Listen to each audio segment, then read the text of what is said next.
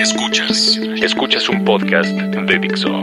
Escuchas Fuera de la Caja con Macario Esquetino por Dixo, la productora de podcast más importante en habla hispana. Bienvenidos, esto es Fuera de la Caja. Yo soy Macario Esquetino, le agradezco mucho que me escuche.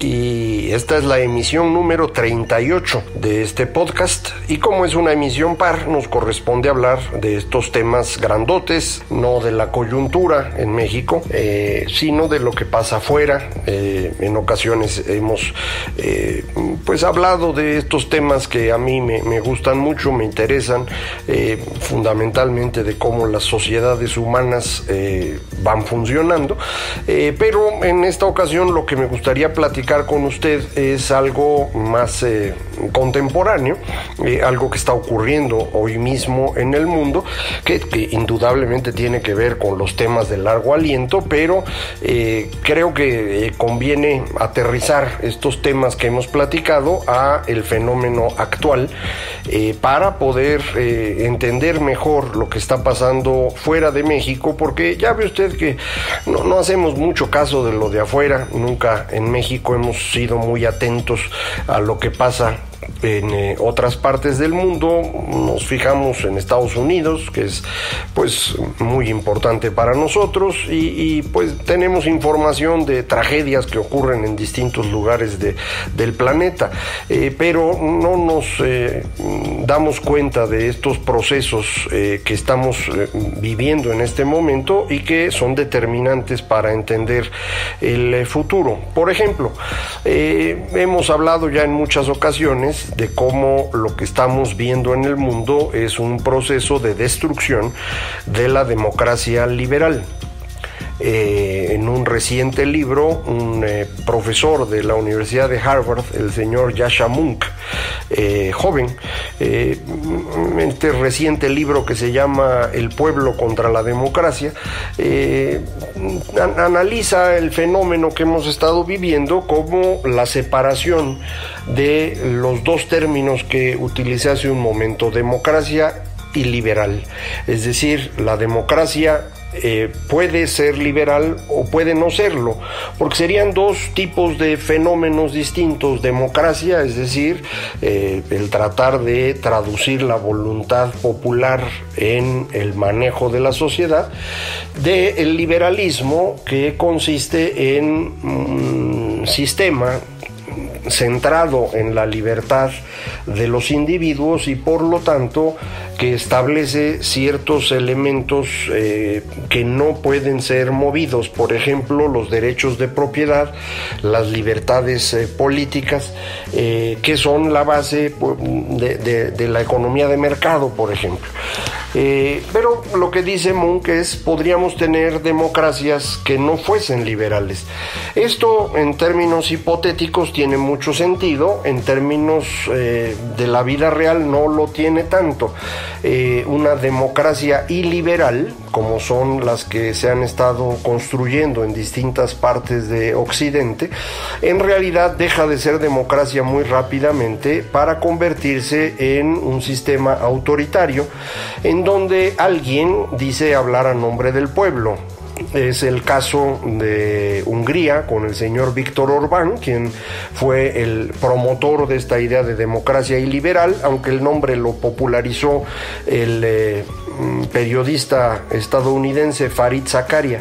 Esta idea de democracia iliberal se empezó a hacer exitosa porque pues hay una cantidad importante de políticos de pocos escrúpulos en el mundo que han estado llegando al poder como resultado de esta crisis del modelo que habíamos vivido en los últimos 50 años, producto de la gran recesión fundamentalmente, que digamos, fue una especie de fobaproa internacional, empezando en Estados Unidos y luego en Europa. Y lo mismo que ocurrió aquí en México con fobaproa, la gente se enoja mucho. Y es probable que tenga razón, yo no discutiría eso ahorita, pero el resultado es este gran enojo de la población que es aprovechado por políticos de pocos escrúpulos. El nuestro ya lo conoce usted, hoy es presidente de la República, en Estados Unidos el señor Donald Trump, y en países de Occidente, Hungría, el señor Víctor Orbán, Turquía, el señor Recep Tayyip Erdogan.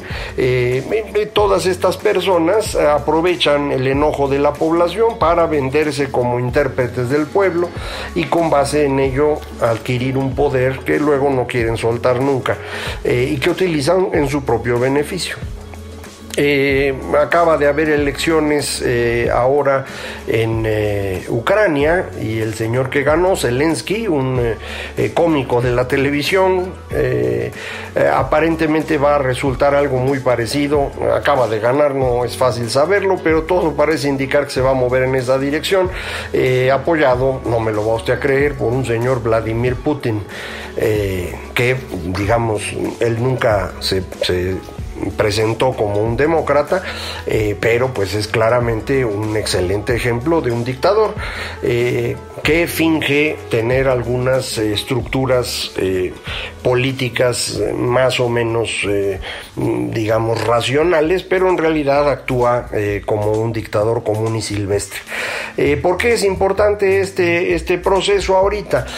Porque Occidente ha sido la cuna del gran desarrollo económico y democrático del mundo. Esto es algo que creo que nadie puede dudar. Fue en Occidente en donde esto empezó a existir. Ahora muchas personas en Occidente se dedican a descalificar a Occidente porque consideran que junto con el desarrollo económico y democrático pues ha habido malos tratos a distintos grupos, en algunos casos verdaderamente crueles, como es el caso de la esclavitud, en particular de los pueblos africanos. No recuerdan que la esclavitud es un fenómeno asociado a los seres humanos en toda la historia que tenemos registrada, y muy probablemente en la anterior, que no tenemos registro, y que en toda esa época estos tratos crueles existían iguales o peores que los que se vivieron durante los últimos 300 años. Pero hay un punto que tienen razón: ninguna de las sociedades que esclavizaba a los demás al mismo tiempo mantenía un discurso de derechos, de libertades y de universalidad como si lo hizo Occidente, y en ese sentido tienen toda la razón. Y por eso, bueno, esta crítica a Occidente que surge aquí mismo es algo que hay que escuchar y que hay que tratar de pues ir asimilando, entendiendo y corrigiendo en donde se pueda hacer. Pero lo que no nos damos cuenta a veces es que las opciones disponibles no son muchas. Si no tenemos democracias liberales, entonces la única alternativa que existe son sistemas autoritarios.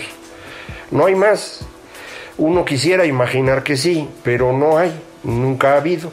Uno podría decir, bueno, pero es que las repúblicas que hubo en la Grecia antigua, como Atenas, fue una democracia directa. Era una sociedad muy pequeñita que precisamente dependía de esclavos para poder funcionar, y en donde quienes tenían la oportunidad de votar, de opinar y de gobernar eran solamente los hombres, no las mujeres. Algo similar ocurría con la República Romana, el tiempo que duró esta. De forma pues que no tenemos muchos sistemas políticos disponibles. Dentro del autoritarismo indudablemente hay varias opciones, pero todas son autoritarias. En ninguna de ellas usted podría defenderse de un abuso de parte de alguien poderoso. En la democracia sí puede hacerlo. Probablemente no siempre tenga éxito, pero al menos tiene procedimientos para hacerlo. Eso es la construcción del Estado de Derecho.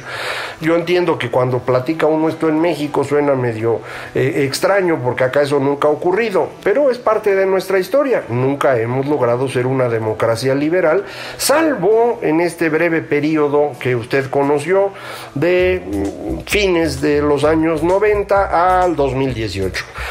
A lo mejor esto continúa, toda la evidencia que tenemos hasta hoy apunta a que no va a ser así, pero bueno, en cualquier caso ese es el pedacito de democracia liberal de México, 20, 25 años cuando mucho. En otros países que lograron construir esto en el transcurso de varios siglos, los resultados son mucho mejores. Un Estado de Derecho bastante útil en buena parte de Europa central y occidental, en Estados Unidos, Canadá, en Australia, Nueva Zelanda, e incluso en algunos países latinoamericanos tenemos sistemas jurídicos que funcionan bastante bien. El Cono Sur, es decir, Chile, Argentina, Uruguay, y también Brasil tiene ya un sistema de derecho bastante bueno, que ya está encarcelando políticos. Lo mismo podemos decir de Perú. Nosotros aquí no. El tránsito de Occidente a estas democracias iliberales significa que uno de los grandes atractivos de Occidente desaparece. Es decir, lo que vendía esta parte del mundo al resto era que con nuestro sistema se podía tener al mismo tiempo avance económico y libertades políticas. Si esas libertades políticas dejan de existir, como está ocurriendo en las democracias iliberales, entonces lo único que Occidente puede ofrecer al mundo es el crecimiento económico. Pero en esto hay hoy otros competidores que dicen, crecimientos económicos mucho mejores. En particular, ya se lo imagina usted, China. China nos ha estado vendiendo que mantiene tasas de crecimiento espectaculares, ya no el 10-12% que alcanzó a tener en algunos momentos a inicios de este siglo, pero dicen que crecen al 6%, 6,5%, 7%. En realidad eso es mentira. China manipula las cifras, lo mismo que hace Rusia, por ejemplo, pero es difícil hoy ponerse a discutir con China de que están mintiendo, porque en los países occidentales estos líderes sin escrúpulos a los que me he referido son igual de mentirosos o peores. Ahí está el señor Donald Trump, que miente con toda la tranquilidad, pero también está el señor López Obrador, al que ya le están registrando las afirmaciones inexactas, como dicen ahora, que antes les decían mentiras, y que son abundantes en cada una de sus conferencias en las mañanas. Por eso no es bueno estar hablando con tanta frecuencia desde una posición de poder, pero bueno, pues allá él y sus ideas. En cualquier caso, Occidente no puede decirle a China con facilidad que sus cifras son ficticias cuando los políticos más poderosos mienten con más frecuencia sobre temas muy importantes, como el señor Trump defendiendo su forma de actuar y sus registros fiscales, que son una cosa espectacular. No los ha presentado y todos sabemos que fue rescatado de la tragedia económica o financiera en los años 80 por la mafia y en los años 90 por los oligarcas rusos, pero lo sabemos porque eso se dice, no tenemos evidencia. La evidencia está en esos registros fiscales que nunca va a mostrar, de manera pues que no tenemos este discurso de honestidad que nos permitiera convencer a los occidentales de que China está mintiendo. Si no tenemos eso, entonces el discurso de que el crecimiento económico es mejor en un sistema autoritario va a hacerse cada vez más creíble. Tan creíble que los chinos, en el esfuerzo que están haciendo por expandirse, que es esta idea que se conoce como la iniciativa de la franja y la ruta, así lo tradujeron al español, en inglés le dicen Belt and Road Initiative, esta iniciativa que consiste en redes de transporte y de energía por toda Asia Central, por buena parte de la conexión hacia Europa, puertos en diferentes partes costas del Océano Índico y del Mar Arábigo, bases navales en África, todo este intento de expansión de China ya llegó a Europa. China ya tiene acuerdos con Grecia y con Italia para continuar esta iniciativa, en particular en algo que es determinante para la próxima década, la tecnología 5G. La tecnología 5G es el sistema que va a sustituir el que usted usa hoy en su telefonito, el 4G, y tiene una velocidad de transferencia de datos 1000 veces mayor.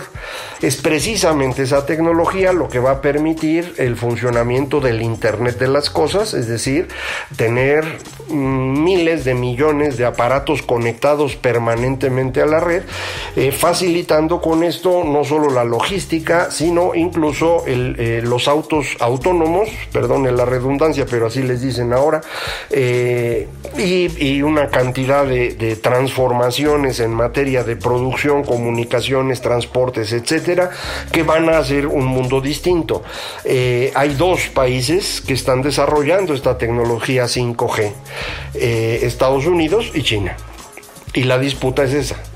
El gran problema que tiene Estados Unidos con China hoy, que lo están poniendo en términos comerciales, no es comercial, es un problema de hegemonía tecnológica, digámoslo así.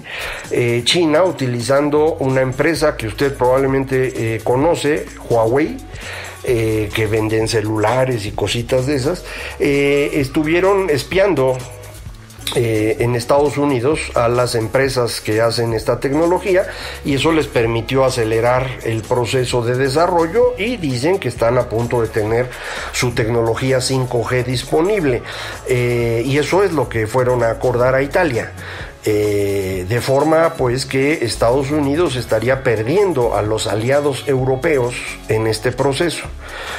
No sé exactamente en qué dirección se va a mover el mundo, pero sí es muy evidente que la transformación que estamos viendo es realmente profunda.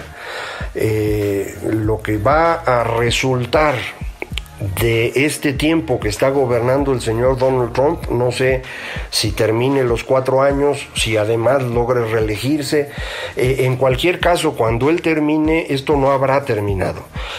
Vamos a continuar en este proceso de democracias iliberales, en las cuales la ventaja de Occidente deja de existir y China se vuelve atractivo.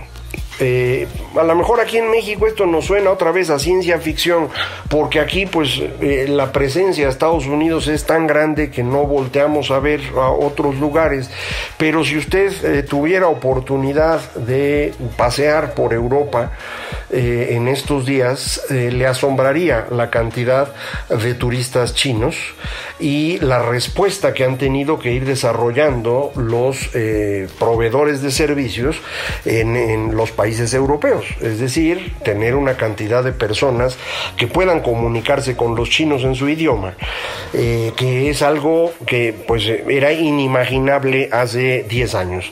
Por ejemplo, esto nunca ocurrió con los japoneses. Usted recuerda que el turismo japonés se volvió importantísimo en los años 80, 90 del siglo pasado, y aparecían por todos lados los turistas japoneses, tenían sus guías, pero pues los servicios se daban en inglés. Ahora no, ahora hay un esfuerzo por atender a los chinos de una manera distinta. Esto es realmente una transformación. Si usted quiere tener un punto de comparación, esto es similar a lo que ocurrió, me parece, al término de la Bella Época, es decir, 1913, el momento en el que se hunde el mundo que habían conocido los europeos, y vienen pues los 30 años de violencia, y después de eso un mundo totalmente distinto. Yo no lo viví, no creo que haya muchas personas que lo hayan vivido, pero sí tenemos mucha evidencia en películas, en novelas, en documentales incluso, que podrían ayudar a entender de qué tamaño fue esa transformación. Bueno, lo que hoy vivimos, me parece, es muy superior que aquello. Apenas está empezando, no lo podemos percibir por completo, pero va a ser una transformación brutal. En esa época, en 1913, el país que tenía el control del mundo, por decirlo de alguna manera, era la Gran Bretaña, el Reino Unido, que lo pierde en los siguientes años y, digamos, se lo entrega a Estados Unidos, que es la misma cultura anglosajona, y entonces no se nota tanto la diferencia.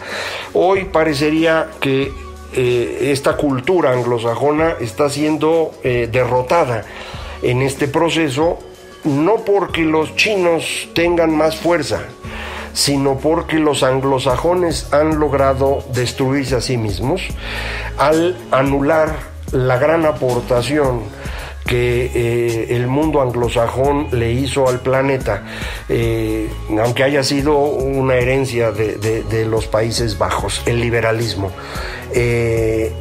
Si este liberalismo, como estoy percibiendo yo, está siendo derrotado, entonces la opción es muy clara, son gobiernos autoritarios, y el mejor gobierno autoritario pues es el que te da más comida, y ese hoy, dicen, es China.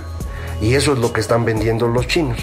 Y este es lo que vamos a ver los próximos años. Yo no sé cuánto tiempo de eso esté yo aquí platicando con usted, pero el tiempo que lo logre, vamos a seguir analizando estos fenómenos que verdaderamente nos cumplen esta famosa maldición china, que te toque vivir tiempos interesantes. Muchísimas gracias por estar hoy aquí con nosotros platicando. Esto es Fuera de la Caja, fue el episodio número 38. Ya sabe usted, Macario MX, en Twitter, @Macario MX, correo electrónico macario@macario.mx, página www.macario.mx. Muchísimas gracias por estar aquí. Esto fue Fuera de la Caja. Dixo presentó Fuera de la Caja con Macario Esquetino.